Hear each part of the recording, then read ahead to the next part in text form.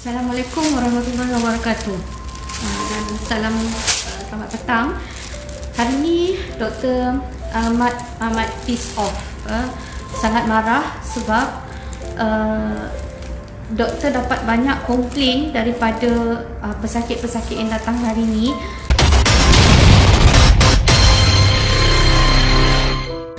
Sampai doktor jadi takut sebab ni Johor baru dah masuk dalam red zone. Bila dalam red zone, maksudnya kita dalam keadaan berisiko tinggi untuk mendapat pembawa yang tidak dikenal pasti lagi. So jadi maksudnya mereka ada di mana-mana. So sampai saya yang bertugas ni pun saya takut. So jadi macam inilah saya nak cakap. Tadi saya kecewa sebab pasien saya dia bawa anak dia 2 hari lepas pergi ke Speedmart, pergi dekat area Taman Bukit Mutiara. Dia kata dekat situ macam tak ada PKP. Dia cakap macam tak ada orang jaga. Kedai-kedai semua buka suka hati dan tak ada buat social distancing. Maksudnya orang selamba je berkumpul dekat situ macam tak ada apa-apa. Kecuali kedai-kedai lain tak buka, kedai runcit dah macam biasa. So jadi doktor bengang, tu satu, dan budak tu datang dengan demam tadi. So jadi tu satu. Dan banyak juga kes-kes yang komplain dekat Aeon okey, dekat bandar dekat Econsave dekat Taman Daya, dekat JB, dekat pasar dekat Lakin, pasar dekat Lakin tak ada social distancing. Tak ada polis jaga. Tak ada. Itu yang doktor jadi bengang sangat ni, bengang sebab masyarakat dekat JB ni memang sengaja nak cari nahas. Maksudnya memang sengaja nak suruh virus tu kejar korang. So jadi tak terbengang sangat sekarang ni sebab masyarakat Malaysia punya mentality, especially yang dekat Johor ni, yang red zone ni, yang Johor baru ni, degil sangat. So memang sengaja sebab kita tahu virus ni dia boleh ada dekat permukaan beberapa hari. So jadi kalau korang pergi simply lepas tu bersendol sana, bersondol sini, berpegang sana, berpegang sini, dah transmit, dah akan jadi rantaian yang panjang. Dan sampai bila kita nak settle ni? Bila masalah kita nak settle ni? Bila kita punya rantaian akan berpanjang-panjangan, kita tak akan dapat kurangkan risiko penyebaran ni. Faham tak? Doktor tak nak pakai macam ni setiap hari. Faham tak? Doktor tak nak duduk dekat rumah, stay at home, tak boleh balik kampung, tak boleh tengok mak. Dan ramai lagi ibu-ibu yang kerinduan anak-anak dekat universiti. Ada mak-mak yang ayah-ayah yang tak ada sumber makanan, sumber pencarian sekarang ni. Doktor ada patient, bukan patient, ada masa kita buat NGO yang tak makan beberapa hari. Tengok je lah doktor, Ustaz Abid Liu, tengok siapa. Semua banyak sangat orang yang kesusahan sekarang ni, hilang punca pencarian.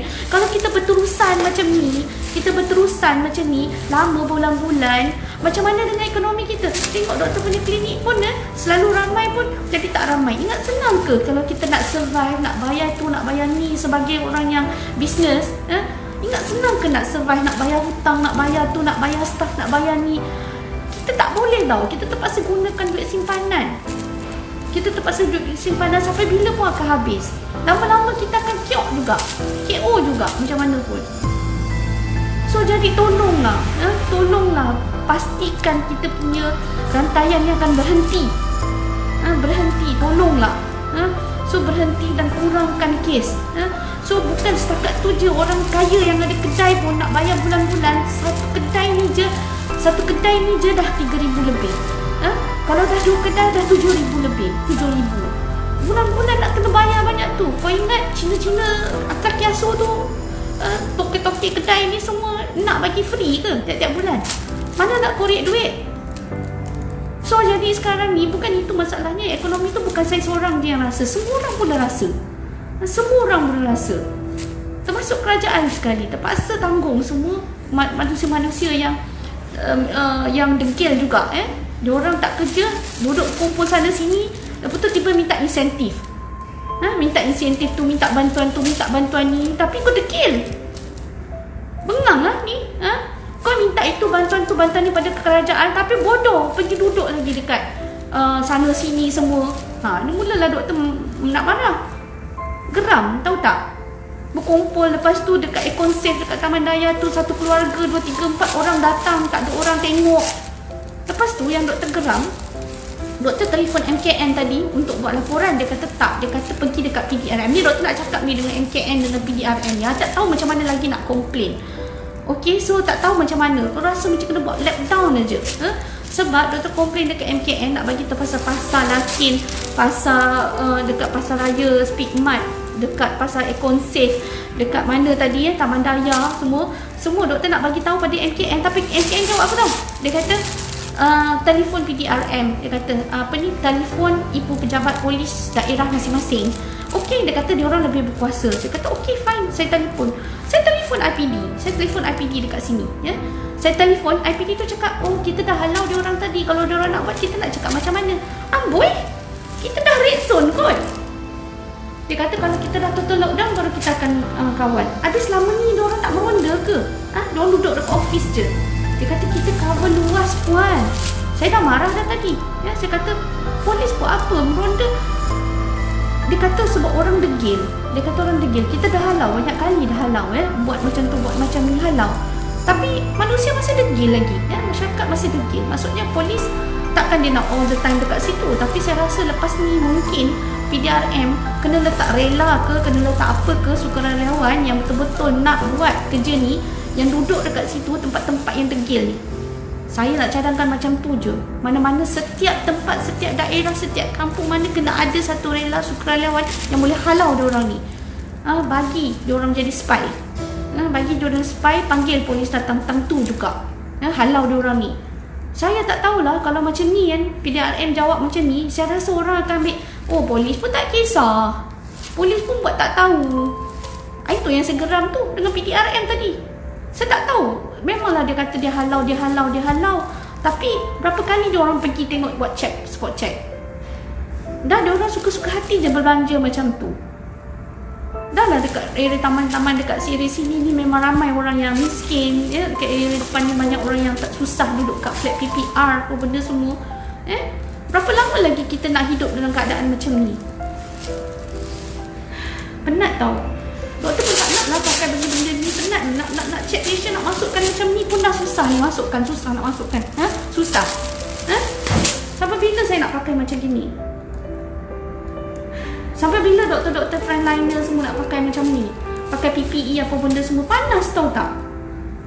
Lepas tu, korang yang dekat luar tu degil. Tahu sakit hati bila doktor tahu dapat call MKN, call PDRM tadi. Seolah-olah macam I tak ada kuasa pun nak buat unless kena lockdown. Okay, fine. Kena sampai lockdown. Lockdown tu hanya berlaku apabila betul-betul kita dah jadi macam Itali. Nak macam itu? Nak jadi macam Itali tu baru nak lockdown. That is stupid, man. Penatlah macam ni. Korang nak ke jadi macam Itali? Nak ke jadi macam Amerika Syarikat? Tolonglah, korang tengoklah mati lambat-lambat sampai terpaksa buat satu kubur besar-besar tanam semua. Korang nak ke macam tu? Sampai dia punya doktor, dia punya nurses pun dah mati-mati dah semua. Doktor tak pernah marah macam ni tau tak. Doktor marah sebab tadi doktor telefon, doktor tulis MKN, tolong PDRM. Doktor rasa helpless. Helpless sebab apa? Tak tahu nak buat macam mana. Doktor tak tahu nak buat macam mana lagi dah. Sebab kita ni tak ada kuasa tau. So tolonglah share video doktor ni supaya MKN, PDRM buatlah sesuatu tindakan supaya tempat-tempat ni semua diorang cover. Spy ke, apa ke, tak kisahlah. Sukarelawan. Tangkap diorang ni. Bagi autoriti kepada IKN tu. Buat betul-betul ganas macam dekat, janganlah sampai tembak mati. Maksudnya tangkap betul. Guna siapa-siapa, tak kisahlah. Saya dah memang frust sangat ya. So ini baru saya pakai macam ni. Yang kat frontliners tu punya belambak pakai baju yang full coverage tu. Ingat senang ke nak pakai keluar masuk sembahyang pun terpaksa jamak. Geram, tahu tak geram? Kita ni pakai macam ni boleh lagi nak buka-buka. Yang frontliners tu berkorban, tahu tak? Pun masyarakat masih degil lagi. Bukan apa, doktor sayang Malaysia ni. Korang tak sayang ke Malaysia ni? Korang tak sayang sayang ke sama-sama. Dia tu kalau pergi ke sana kemari, merayak-rayak ke sana kemari, jiran-jiran ni semua merayak ke sana kemari, kau tahu tak apa jadi?